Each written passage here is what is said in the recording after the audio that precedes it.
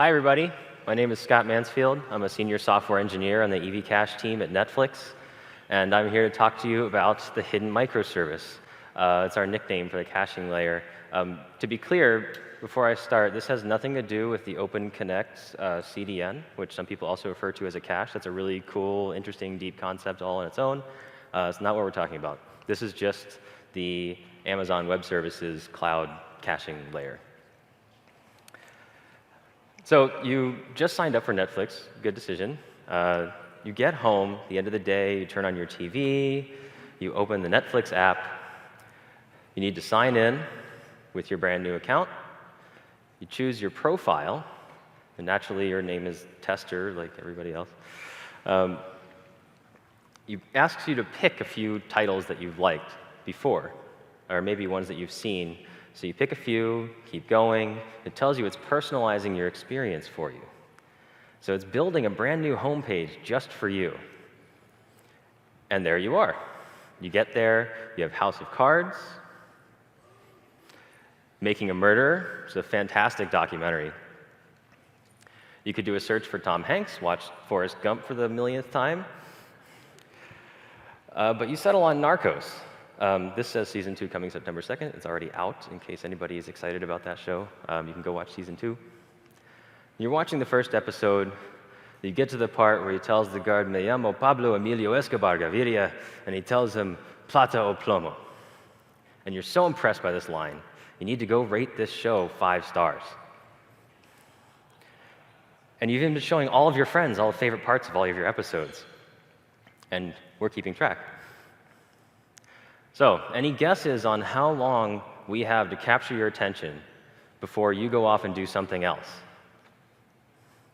Guesses? 5. Okay, a little bit short. It's about 90 seconds. So the faster, the smoother, the better the experience that you have, the more likely we are to keep your attention and keep you watching Netflix. And part of the way we do that is by caching things on the server side. So let's take a look in that experience that you just saw, what things caches touch. There's signing up, logging in, choosing a profile, picking like videos, the personalization process, which we'll look at in a little bit more detail later, loading the homepage itself, scrolling through the homepage, any A/B test allocations that might be on your profile, and even the video image selection, the box art that you're seeing. And there's a whole mess of other things even beyond that. And if you look, there's a bunch of these have multiple caches involved in the back end.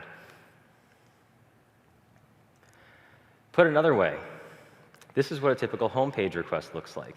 This is the output from our request tracing system.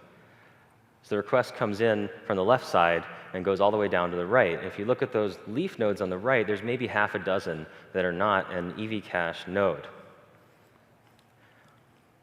So I've talked about it, mentioned it.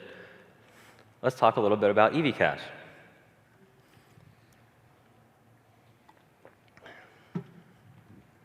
It stands for Ephemeral Volatile Cache. It's a key value store that we run that's optimized for running on Amazon Web Services and tuned for Netflix-specific use cases. It's a distributed, sharded, and replicated store, and that replication is tunable both within a single region and across multiple different regions. It's based on Memcached, highly resilient to failure because AWS is a highly dynamic environment. One of my colleagues actually called AWS Chaos Monkey as a service, which is pretty accurate. All credit to him for that, but they actually kill more of our instances than the Chaos Monkey does. It's topology aware, network topology aware for faster access. It's linearly scalable. We can scale out the server side as much as we need to handle the traffic, and it has seamless deployments for our internal customers. So why do we want to optimize for AWS? Like I said, it's highly dynamic, but what does that mean? Well, instances can up and disappear at any time. Zones can fail. Entire regions can become unstable for any one of a variety of reasons. The network itself is lossy, and customer requests can actually bounce between multiple different regions of the same session. And the simple fact of life is that failures happen. and we have to be ready for them, and we test them all the time so that we are ready. So I'll give you a sense of scale for EV cache use at Netflix. We hold hundreds of terabytes of data in cache. We do trillions of operations per day, hold tens of billions of items, do millions of operations per second, millions of cross-region replications per second between two different regions, which we'll look at in more detail later. We have thousands of servers. It's more than 10,000, but not quite enough to call it like tens of thousands. We have hundreds of instances per cluster, up to hundreds. Hundreds of service clients that are potentially connecting to a single cluster. We have tens of distinct clusters for different use cases. They're tuned differently or have different setups. We operate across 3 regions, and we do this with 4 engineers.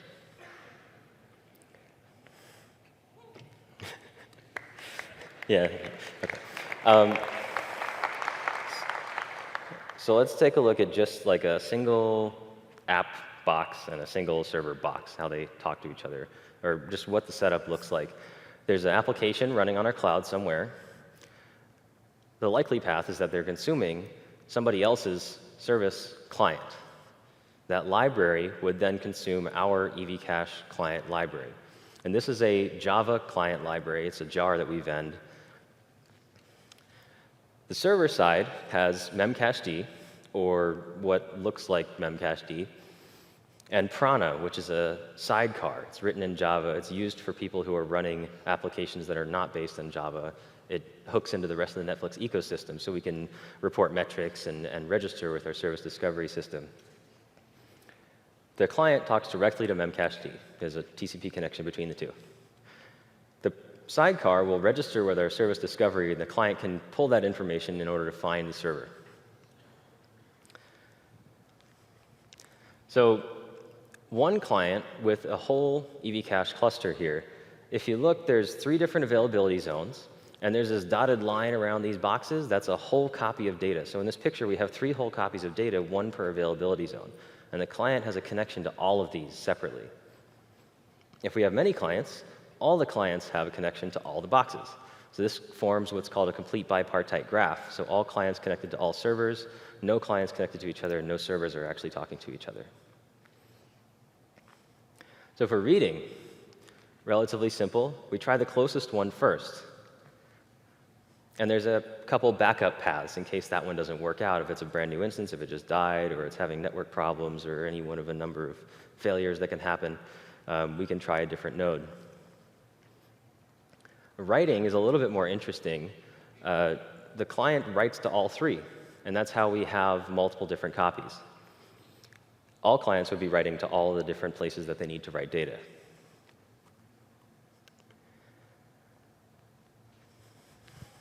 So we're going to take a look at a few different use cases, going from simple to complex.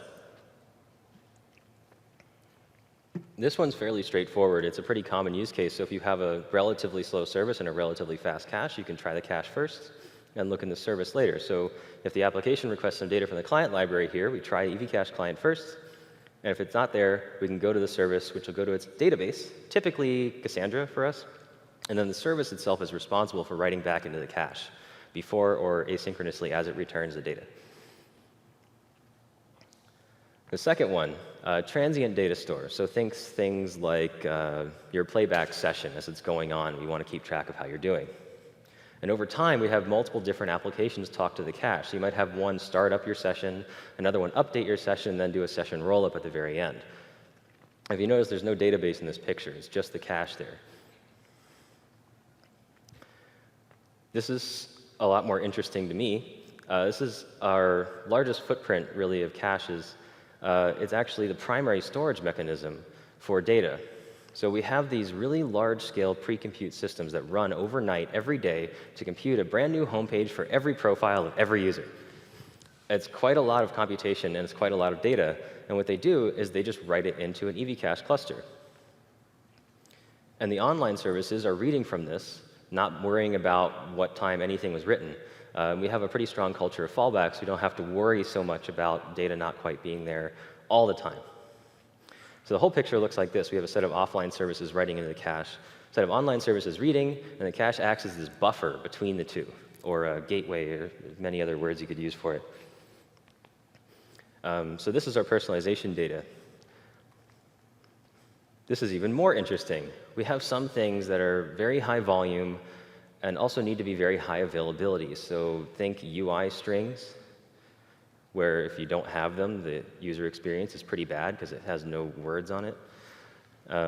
They would have an in-memory cache, and then if that doesn't have the data, or they could do a background refresh from EVCache. If it doesn't have the data, they could reach out to EVCache. If it does, they could do a background refresh. So think about whenever we're going into our peak during the day, we need to scale up some servers, and they all want to get this data. They'll be pulling it from EVCache. And there's another process that is asynchronously computing the latest package and publishing it to the cache.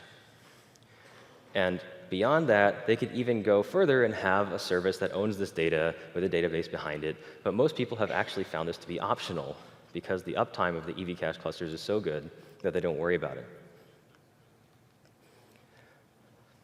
So we've been looking at maybe 10,000 feet. Let's take a step back.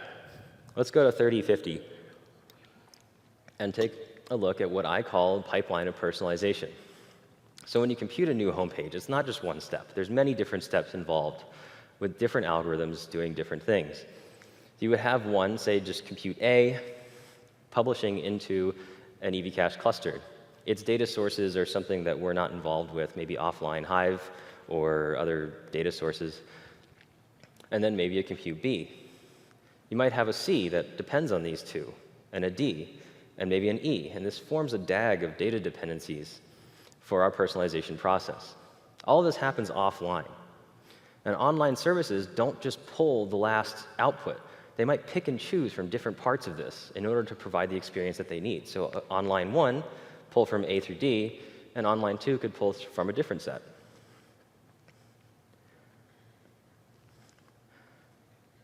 So the polyglot story at Netflix is an interesting one. It's a point of discussion right now, even.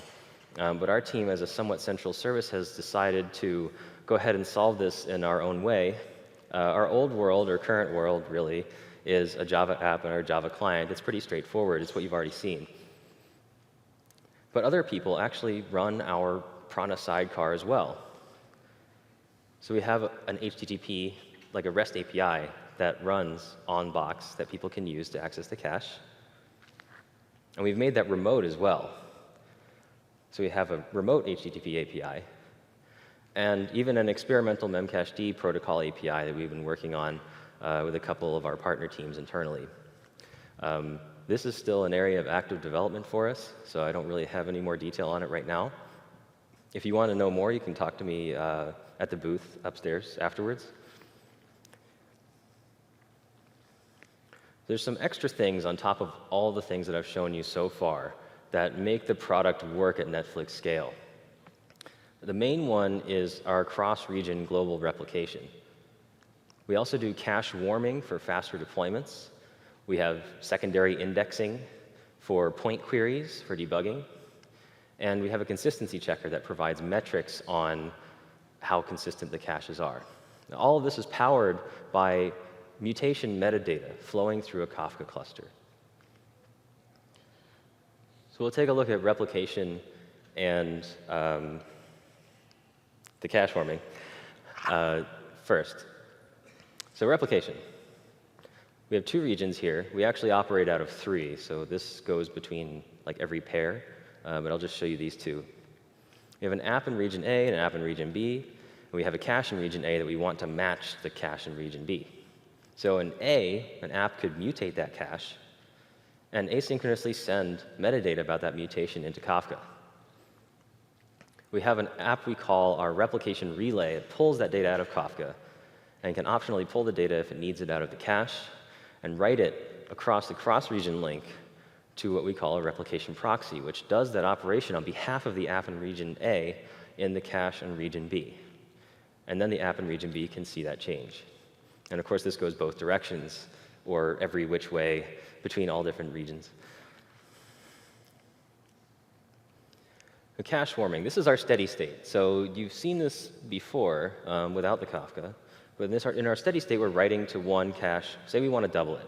It's 2 nodes right now. We want 4. Well, we can bring up a second one in parallel that's double the size and start writing to it immediately. We bring up a cache warming app that pulls that metadata stream from Kafka, can read the data from the old one and write it into the new one until the new one looks like the old one. And then we can tear down the cache warmer, tear down the old one, well, send reads to the new one first, then tear down the old one, and win our new steady state. And very recent modifications or updates to memcached itself have actually made it possible for us to do this without the Kafka box on here, but we're still figuring out how to roll that out into production. So this is all the code that our clients need to use in order to actually take advantage of all of that complexity that I've just shown you. All they need to do is make a client, set, get, delete, touch, etc., anything that you might think to do on a memcached server. That's all our clients need to do internally.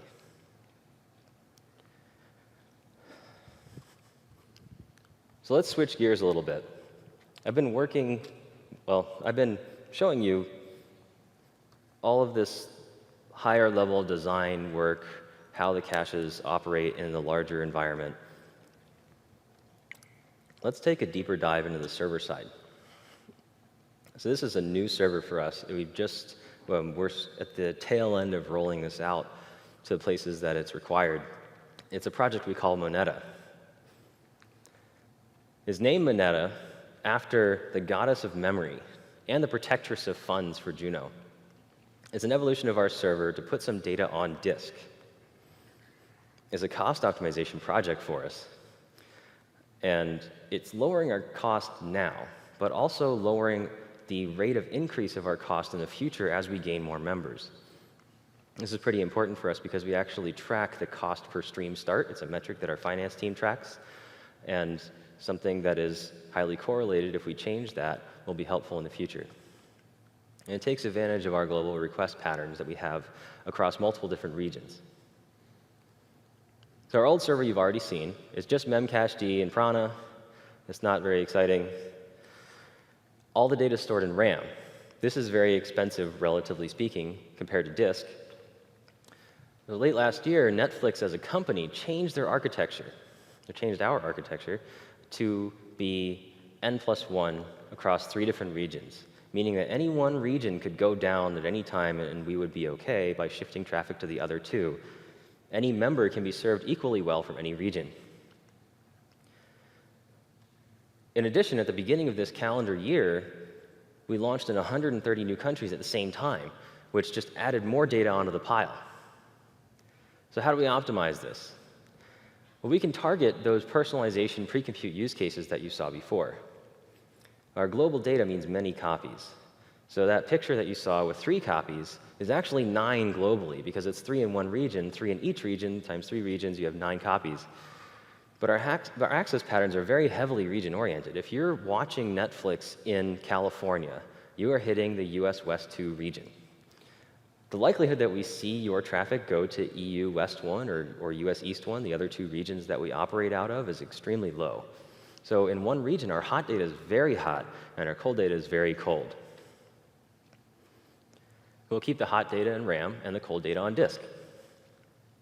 And we can size the RAM for the working set and size the SSD for the whole data set. What does our new server look like?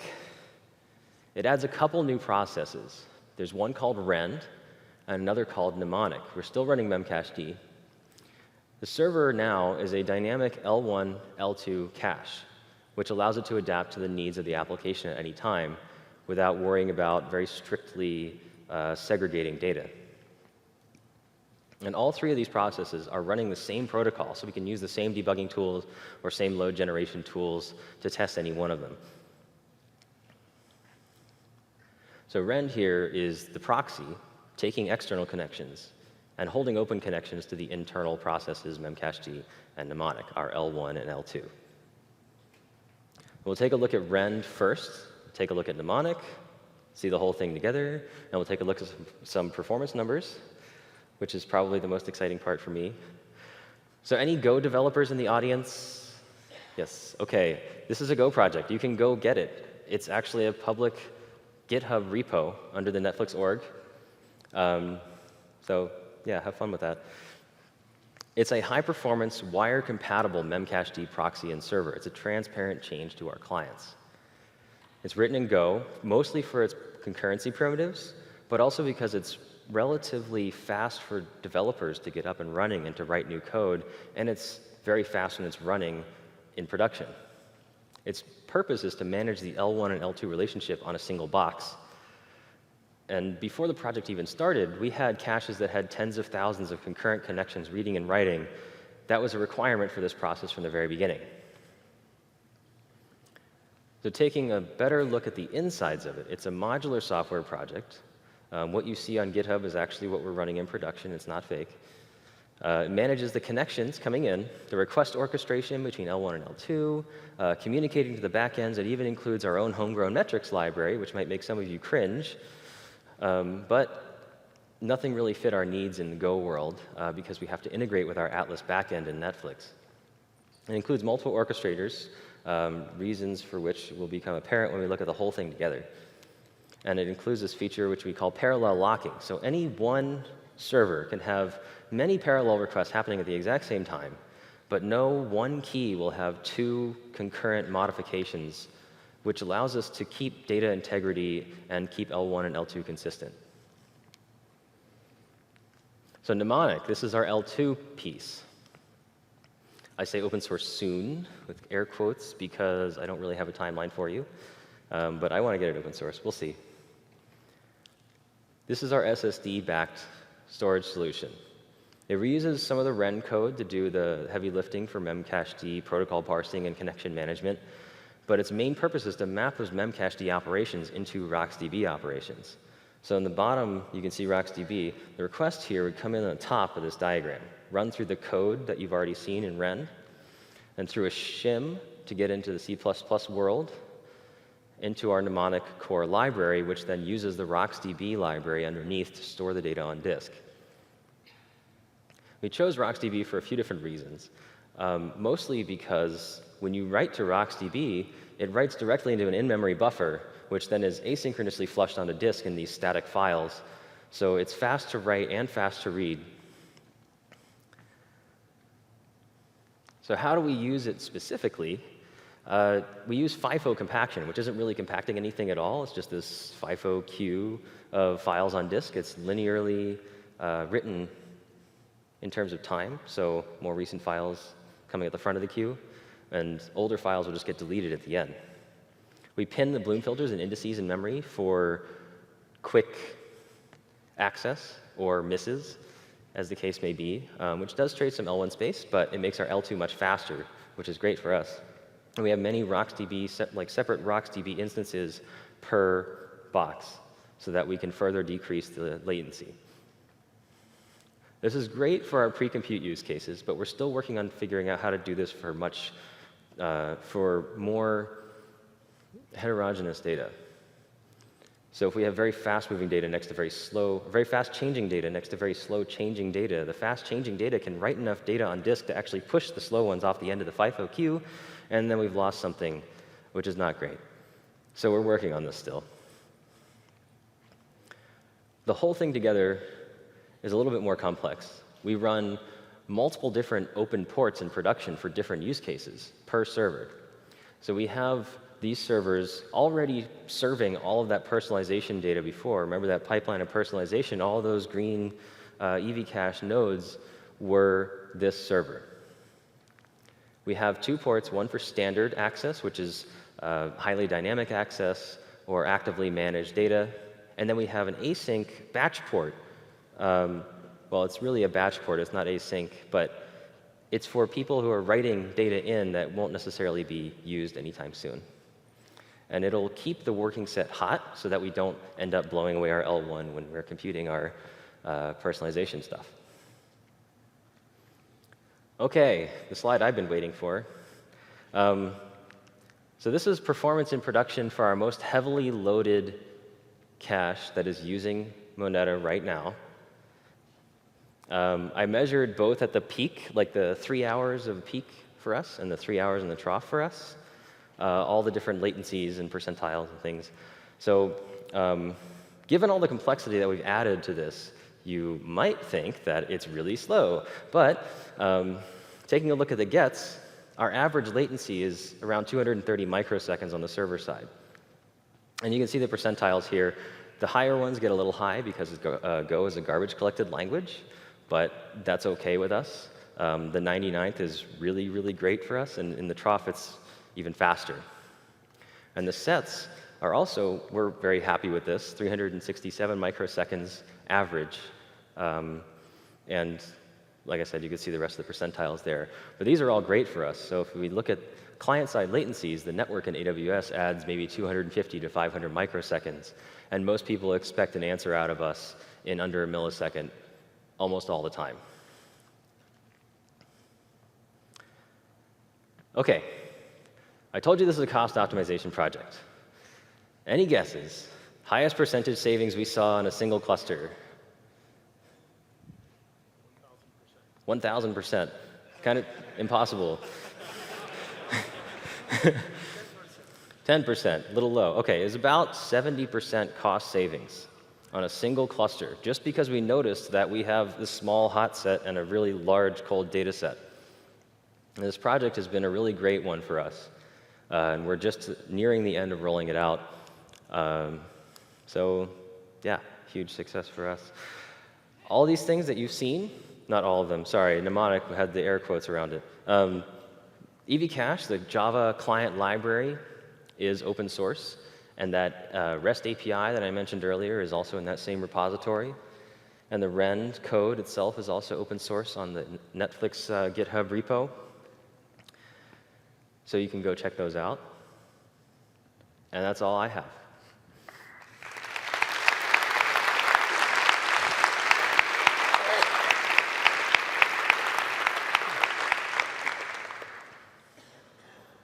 OK, I'll take any questions if anybody wants. Yes? Yeah, I'm interested in the decision tree that you wound up with RocksDB. Can you talk about that, like other stuff that you looked at? I wasn't the engineer that, sorry, the question was the decision tree to get to RocksDB. I wasn't the engineer who made the decision specifically to go with RocksDB. But generally, it was the fastest. It worked for our use case. Yeah, I have to think about it a little bit more. I'll be at the booth after this for a couple hours, so please come find me. Yes? Have you considered using Couchbase, which kind of do what you developed? All right, have we considered using Couchbase? No, not really. We've talked to them before. We're happy with our homegrown solution. It's working really well for us. If we need to customize it in any way, we can just turn around and modify our code and get a new candidate jar out that same day. I don't believe that would be a good process for Couchbase. So, I mean, I haven't gone into deep talks with them, but we're happy with where we are. And I don't think that we would have been able to do something like the Moneta project directly with them. Yes? Have you found any limitations with the operations that are provided by Memcached that if you weren't doing protocol support for Memcached, you'd be able to implement? Commands available in Redis, for example. Right. So have we found any limitations with the commands that are available in the Memcached protocol? Not really. A lot of our data is organized by user or profile or something like that. Most of the time, people just want to get the whole piece of data. There's not very many use cases where they just want the one array element. So it's not really necessary. Any other questions? Yes? What was the timescale for this project? And was it just the team of 4 working on it? Timescale for this project, you mean the Moneta project, right? Yeah. The timescale, I started dabbling in Go about a year ago and started hacking on Rend maybe November-ish. I had convinced my teammates earlier this year that it was a good idea to do this project in this manner. And we are basically done rolling it out into production for the largest use cases right now. So about a year total. Yeah, follow up? I was going to say, so was it, you left a Java safe ecosphere with teammates who know the deployment pipelines and everything. Was it difficult to get them on board with Go, where maybe some of the infrastructure or some of the other things were not as well tested, or was it easy to say, like, it works, it solves the problem, let's go? So how did I convince my teammates to use Go? Kind of like, because we're not in the paved path anymore. It's not too hard when you make a proof of concept that's already running fast right off the bat. So that's what I said, like it's fast when it's compiled. I had a relatively dumb like text protocol-based version that was already running, you know, in the hundreds of thousands of RPS fairly easily. So from there, we don't even run that fast on any one server. From there, we can work out how to make it function on the server. We already had memcached, which was essentially a binary blob to us. We already were kind of off the paved path, so it didn't really scare us so much. Plus, my teammates have been converted, I guess, to the religion of Go at this point. They seem to like the language. Is there any other questions? Anybody up top have anything? Yeah. Was the cost savings project driven top down by management, or is that just something you came up with the team decided to go after? Okay, did the management ask us to do this to save money? Not directly. Engineers at Netflix tend to have a lot of context about how the business is doing and where it's going and what the needs are. So as a team, we've looked at what our needs were and saw this opportunity for an optimization. So we decided to just go for it. And you know, not only do we have to convince ourselves that this is a good idea, we have to go to all these people whose data we're storing and tell them, hey, we're going to change this out from under you. I hope you're okay with that. And they generally are. So it was driven mostly by the engineers, but we had backup as we were pitching this idea. Did you have to do it as a side project, or was it just part of your regular routine with the rest of your duties? Started as a side project, became my main project, just because we decided it was a higher priority. Anything else? Yes?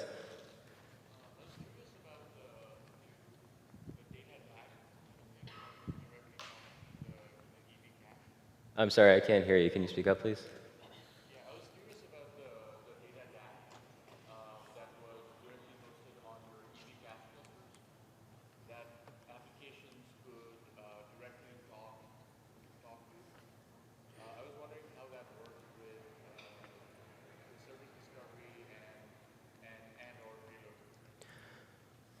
Okay, I probably didn't explain that extremely well. This is the first time I've presented that slide publicly. So our personalization process ends up creating an ad hoc data dependency DAG, but it's not any formalized like DAG that exists anywhere in any form other than in engineers' minds of this is my dependency. So when they're writing the data out, their process writes into an EV cache cluster. And those EV cache clusters are in discovery, in the service discovery system. And anybody can find them at any time. So that's, I'm not sure if I answered your question. Yeah, so anybody who wants to talk to EV cache would use the Eureka system in order to access them. Does that answer your question?